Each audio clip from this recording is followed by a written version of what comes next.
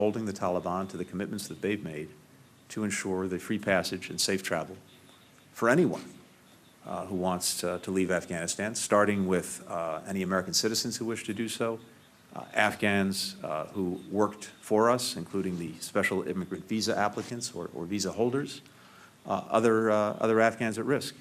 And the entire international community is looking to the Taliban to uphold that commitment, a commitment that's now been enshrined in terms of an expectation from the international community in a United Nations Security Council resolution, as well as in a declaration signed by more than 100 countries around the world. Well, for more on the situation in Afghanistan, we can speak now to our international affairs commentator, Douglas Herbert, who's with me here in the studio.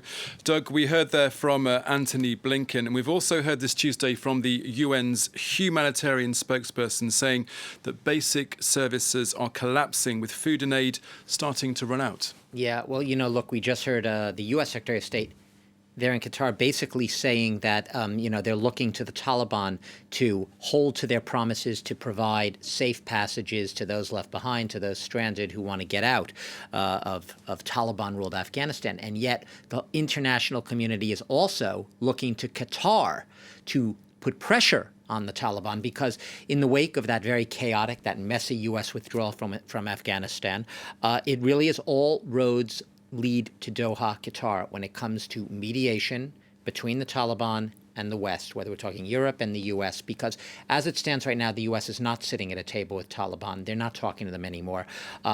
Yes, last year, lest we forget, Donald Trump sat with the Taliban. His negotiators sat with the Taliban at the table. It was that, many people believe, very hasty arrangement deal struck with a terrorist group that led to this very hasty deadline for withdrawal, the U.S. being boxed into a corner, forced to withdraw, and those talks were all held in Doha. Doha is where the Taliban continues to have its political representation. Its political office is in Doha. It's where a giant American base, military base, the largest in the Mideast, is basically situated. So Qatar, perhaps surprisingly, comes out of the woodwork and becomes the sort of go-to place for anyone who needs to get something urgent, a message through to the Taliban. And humanitarian aid, nothing more urgent than that. We have seen humanitarian flights very limited, resuming from the Kabul airport, but nothing like the international flights and the mass flights that are going to be needed to really, as you said, get in the aid. The UN warnings last week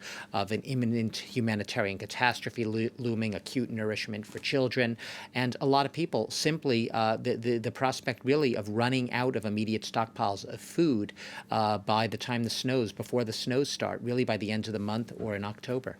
Now, the Taliban, if we believe them, are now apparently flying their flag in PANJSHIR, in control of the entire country. But of course, we still have no idea of what their new or future government will look like. No idea. And one of the questions is, now that the Taliban claim, and I have to stress claim, because information out of that area is extremely unreliable. A lot of it's disinformation, a lot of it's misinformation.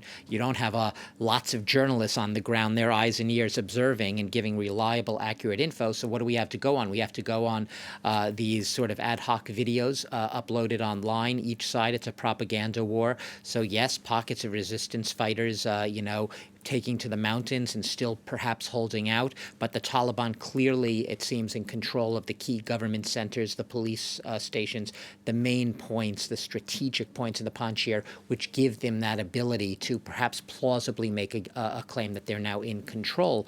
But will they now announce a new government? Were they perhaps waiting to be able to make that claim of controlling the last bastion of resistance so they wouldn't be announcing a government in a situation where there was still active resistance and fighting in a part of Afghanistan to their rule? Now that they claim to have control of the country, will they be able to be cohesive, unify the country, at least in their propaganda campaign, and say, now we have the basis for forming a government? What's holding it up? We know that the Pakistan spy chief flew in recent days to Afghanistan. We know that Pakistan has harbored Taliban in the past. We know that Pakistan has a love-hate relationship with the Taliban, but that they have had a tricky relationship.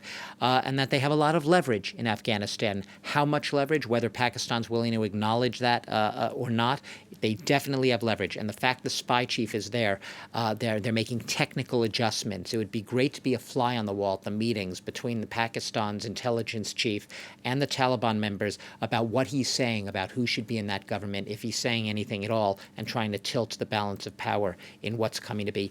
Don't expect a very inclusive government. Expect a Taliban-only government, and don't expect any women in the upper tiers and the upper echelons. Okay, Douglas, Herbert, thank you very